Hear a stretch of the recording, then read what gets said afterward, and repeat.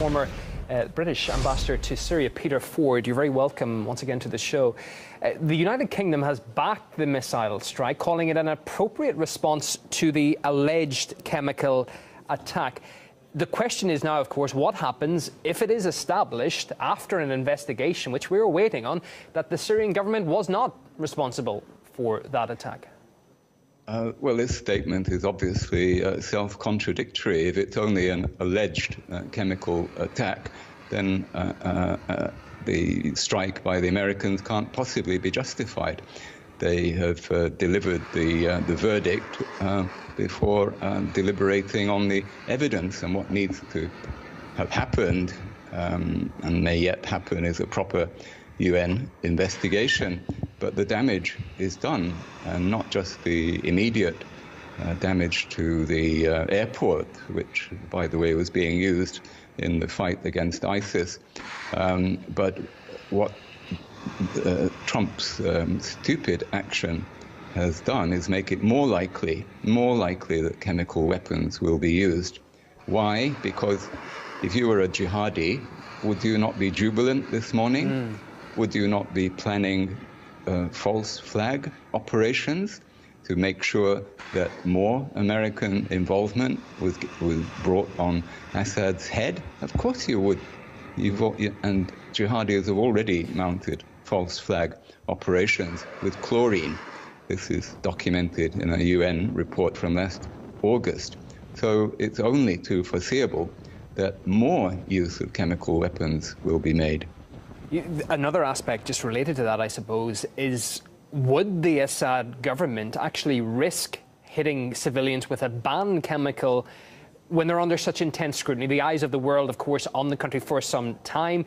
It happened in an area that perhaps was not as regionally important as other areas. So it begs the question that why would they actually carry out such an attack?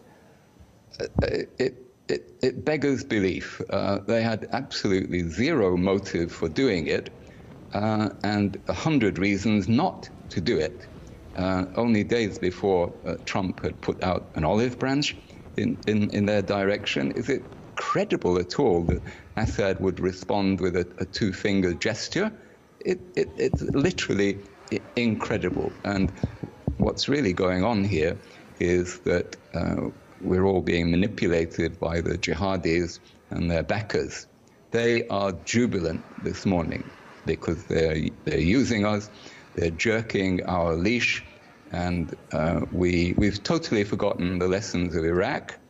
Remember the dodgy dossier? Remember how certain the British and American intelligence agencies were that Saddam had weapons of mass destruction, that he had sarin, indeed, turned out to be false, utterly false. And we're like a dog returning to its own vomit.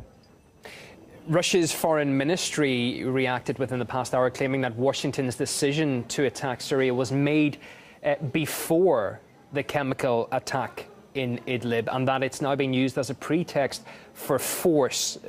That leads to another question: is this a one-off strike? Will the US expand its involvement? There are a lot of variables here, but that is a situation now that we're just not sure of. Well, this is the really scary thing, that Trump has allowed the security state in America to box him into a corner. He's now put himself into a position where if he doesn't respond to the next staged incident, then he really will look like a Russian patsy. So this is why I believe that the risks have just increased exponentially. And Britain is likely, as usual, to be dragged in on American tails on what, may I call it, trumped-up charges. A lot of geopolitical allegations as well, Peter, being thrown into the mix here. For instance, the US ambassador to the UN claimed that Russia and Iran do not want peace in the region. We can take a listen to this if we can now. There is an obvious truth here that must be spoken. The truth is that Assad, Russia, and Iran have no interest in peace. So no interest in peace there, Russia and Iran, according to Nikki Haley. Why do you think Washington has made that claim against Moscow and Tehran? Nikki Haley is a Congress woman with absolutely zero experience of international affairs. And I'm afraid it speaks volumes of Trump's bad judgment that he put this woman in such an important position. But of course, she is just using the material that she's told to use by the security state, which has now made a complete takeover in Washington. What we've seen in the last several weeks has been a putsch.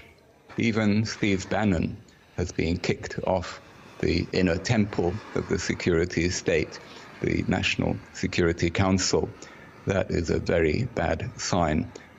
Trump has lost the plot. He's now weak. The charges of collusion with Russia have fatally weakened him, and he's now being jerked around. He's having his leash jerked by the intelligence agencies and by the jihadis and the Saudis and others. There had been great hope in previous weeks and months that actually rebels and the Syrian government would come together and the peace talks would actually lead somewhere this time after so many years of them not doing so. Now we're hearing, for instance, a chief negotiator for the rebels says that hitting one airbase is not enough. Is that, how do you say it, is that the expected approach for a member of the peace talks to be taking? Exactly. Trump, by this action, has raised the hopes of the jihadis that the American cavalry is going to come in, charging over the hill and do their work for them. So why should they be serious about negotiating?